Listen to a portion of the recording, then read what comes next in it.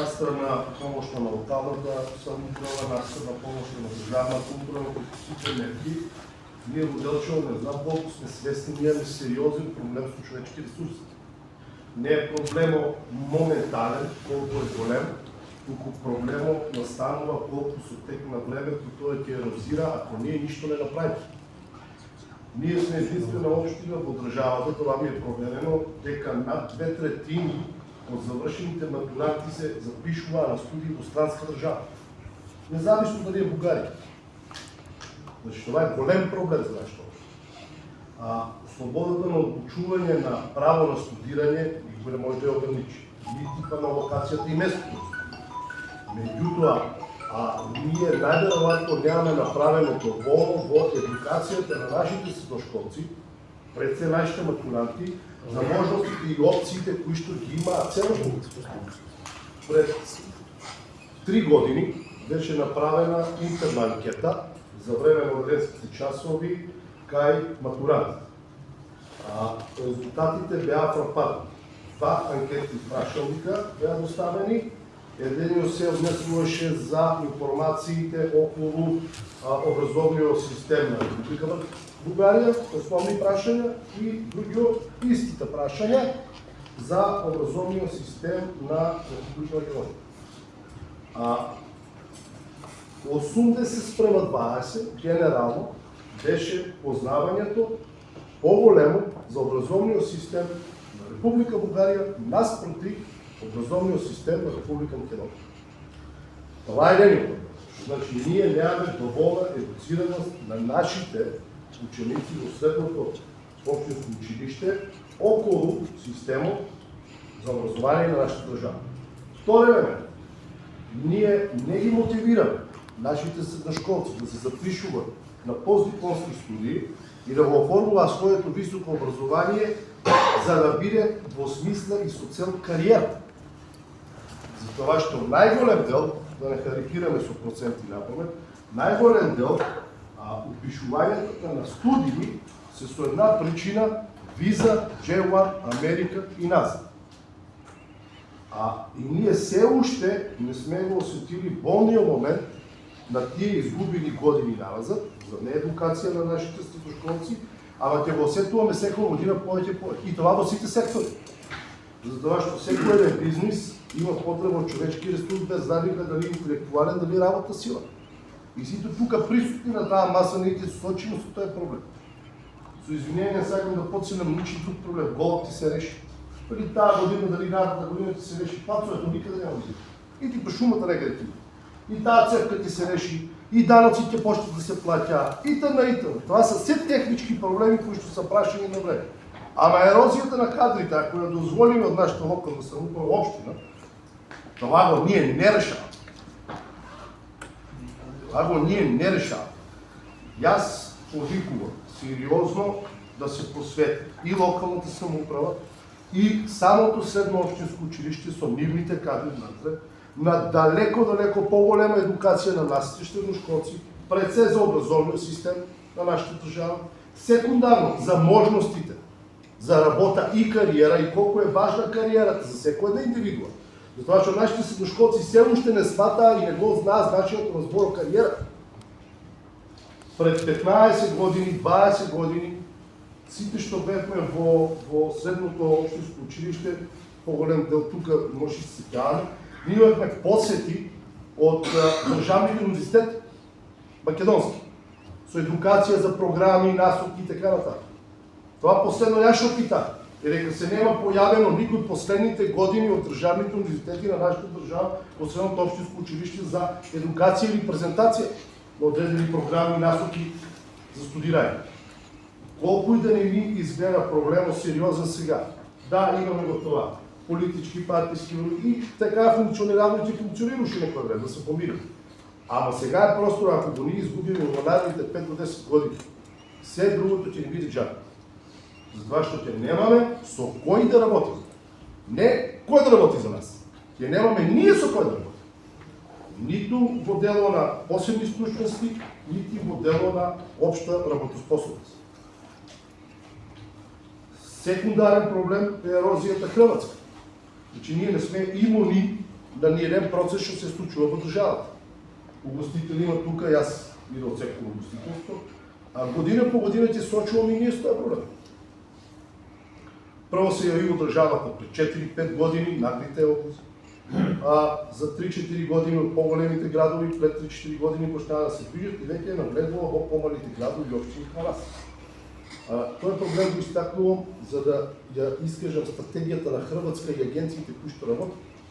Значи, симултано има работено 5-6 години стратегиски да привлечат работа. Во превод сакам да кажа, ние треба стратегиски да работиме на тие прашања кои што се од поголема важност. Видите утре, ако денеска јас сум се случил со тој проблем, веројатно сте дека некој од нас на таа маса за некој време ќе се случи со истиот проблем. Дека да одредени прашања, особено моделот на образование и едукација на нашите млади, мора да пристапува стратегиски, нашите работеници и на општината, и на локалната самоуправа, и на бизнес сектор, и на цел град. Инаку, верувајте ми, ќе имаме проблем на долг стаз. Ние и сега имаме, но некој го менеджира. Не ли това, на долг стаз ќе имаме проблем. Това е кој што сакам јас да ви укажам во идните активности, ако може да обърнете повеќе внимание. Защото ние с генерацијски беме 330-10, моментално исто, в 7 век са 80-60. Това е големо прашање, големо сериозно. За да почнем, Владко, благодарам на излагањето, тоа си е многу убаво излагање. Има целата идея е безпрекорна. Сака да ја продадете државно земјиште, сигурно ги се надаваме сите тука кој да го купи и ќе се направат нови обекти, што ќе е идеално за целата општина, така да е тегно поздравуваме. Надевам се сите го делат истото мислење, а за да почнеме да го решаваме тој проблем со нашите деца стварно не знаат, јас се клада дека секоја од тука фирма да влезат и речат това постои ли од Делчево?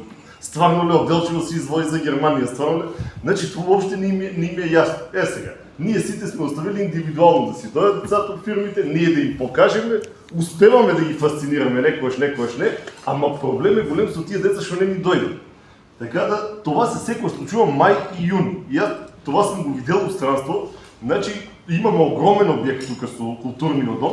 Направите еден саем за вработување, дека секоја фирма ќе си ставиме една штанта, ама трајна. Значи, нека трае цел мај, нека трае цел јуни. Ќе си дојдат универзитетите, сакаме да привлечеме, а Владко што спомна кариера, ние ќе му кажеме, иди на машински факултет, може ќе те донираме некој со некоја стипендија, ама после чекаме да се врнеш кај нас како машински инженер, електроинженер и највеќе за децата па што нема да идат на факултет. Оти стварно не знаат. Тука кој ќе дојдат, ако си оставим по еден наш представник, за нема да е това секојаш идеално, ај барем да го почнеме. И ќе дојде, ќе се прошета до кај нас, ќе се прошета до фронтирка, до текстилната индустрија, до гостителска индустрија, да му презентираме што има тука. И ја мислам малку да навика од кај нас, поготово на родителите на децата, кои кажат бегај од тука без ни да знаеш што има за вработување. Ајде да ги запознаеме на тоа. Не, и не ги знаат фирмите што се ние работиме тука во Делчево. Аз мисля много ми било што да не почуди генерација. Аз без къде случайно бежах форум на гимназията, кој ще трябва да ги критаме цялата таргет група. Това са 8-9 органи. Викам 8, не само 9, това ще тия теории да размислува што да правят. И аз не се кривам и това нека не биде критика, нека биде преживање. На последниот состанок кој беше организиран од страна на гимназијата со бизнес секторот и со општината, во кој што се разгледа можноста за новата паралела како што се уведе во гимназијата, имаше многу малку представници од това. Днеска сме стварно многу повеќе свет, тоа имаше многу малку свет и јас тоа го дадов како идеја и беше интуфана идеја. Ние треба сега многу брзо да направиме еден форум таков во гимназијата, во кој што ќе се вика школите да ги донесат децата таму. И бизнес секторот во сега што е расположен, Рашка исто треба да дојде и треба да ја препознаат позитивната слика на бизнесот во Делчево. Затоа што јас не правя лицеја, го кажувам отворено, со драго срце тука има многу успешни приказни. Треба цата да разбере дека може да се успее во Делчево, не само како приватен собственик, а и како работен во фирма. Ја работев во фирма приватна 15 години, изимам поголема плата од таа што ја земам. И си кажувам секаде не ме е срам. Зашто ќе други околностите, но ја земам поголема плата во приватен сектор, колку сакаш плата. И мисля, тие приказни треба да ми, таа слика треба да им ја пренесеме на децата за да ја препознаат, што вако да останат и да прават кариера или да се насочуваат понатаму. Не ми е многу криво што Американски университет веќе е дошол да разговара во гимназијата, а нашите државни одговоруваат, нашите државни факултети не само што се дошли, има на изготвени го наш дописов, дури ни пуштаат допис ние да финансираме школите да носат децата у Скопје да им прават презентации, што е много сенс, а е прецедент. Значи, вместо да дојдат тука да ги молат децата да останат во државата, они пуштаат допис дека ние треба да ги носиме таму. На наш трошок. Това е недозволиво, за система е много разбира, ние трябва нещо да го коригираме. Ние во рамките на нашите можности го правиме, това ги правим бизнес форум 2 пати во годината, во кој што ќе даде можност да ги и вие да се направите кариерни станови во кој што ќе се запознаат децата. Да, локална самоуправа има можност да ги нареди на школи, пошто ними основач да ги донесат децата. Това е лесно да се ориентира група маса на деца да дојдат на настава, пошто се задужуваат директорите да ги донесат и кај нас така е. Ако нема со добра збор, има со наредба. И можеме да ги донесеме децата, само треба да го најдеме терминови и модуси како да ги направиме. Но това да не биде на сила, да биде со добра волја и стварно треба да почне да препознава дека има можност. Ние сами си деградирахме стругите во Делчево. Мислат, деградирање образовни системи деградираат стругите. Само по основно кодирање, Каменица е посупрена општината, даде им субвенции, дода таму да запишува, взе родникот дека нема, дека нема деца да во родникот да работат некаде на друго место. Сад даваме дека е окинато таа година, што на нас ни дава можност ние како, знаеш, сега сме веќе равноправни во можностите и во понудата, да ги мотивираме да запишуваат на тие паралелки кои што нудат развој. Значи, им се кои што нудат идни кадри за нашите фирми. И това е много време с студентите и трябва да размислваме. Това е и се изпекуларен проблем, който ще трябва да го решаваме.